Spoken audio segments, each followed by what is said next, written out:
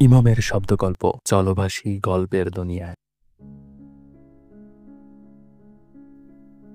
সময়ের সাথে সাথে জীবনের শিকড় এত দূর পৌঁছে যায় যে মূল্যপ্রাপ্তির সুযোগ হলেও শিকড় আর জীবনকে ছাড়ে না।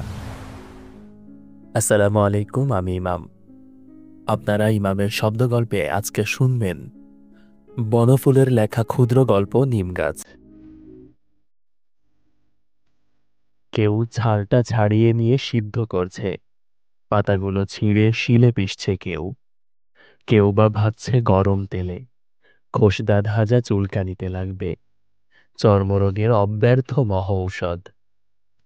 কচি পাতাগুলো খায়ও অনেকে, এমনি কাঁচাই কিংবা ভেজে বেগুন সহযোগে। যকৃতের পক্ষে ভারী উপকার। কচি ডালগুলো ভেঙে চিবোয় কত লোক, দাঁত ভালো থাকে। কবিরাজরা প্রশংসায় পঞ্চমুখ। বাড়ির পাশে গজালে বিজ্ঞরা খুশি হন, বলে নিমের হাওয়া ভালো, থাক কেটো না। কাটে না, কিন্তু যত্নও করে না। আবর্জনা জমে এসে চারিদিকে, শান দিয়ে বাঁধিয়ে দেয় কেউ, সে আর এক আবর্জনা।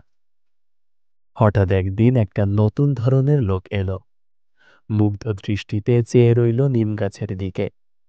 চাল তুললে না, পাতা ছিঁড়লে না, ডাল ভাঙলে না, মুগ্ধ দৃষ্টিতে চেয়ে রইল শুধু। বলে উঠল, বাহ, কি সুন্দর পাতাগুলি, কি রূপ! থোকা থোকা ফুলেরই বাকি বাহার। এক ঝাঁক নক্ষত্র নেমে এসেছে যেন নীল আকাশ থেকে সবুজ সায়রে। বাহ! খানিকক্ষণ চেয়ে থেকে চলে গেল। কবিরাজ নয়, কবি। নিমগাছটার ইচ্ছে করতে লাগলো লোকটার সঙ্গে চলে যায়, কিন্তু পারলে না। মাটির ভিতরে শিকড় অনেক দূর চলে গেছে। বাড়ির পেছনে আবর্জনার স্তূপের মধ্যেই দাঁড়িয়ে রইল সে। ওদের বাড়ির গৃহকর্মা নিপুণা লক্ষ্মী বউটার ঠিক এক দশা।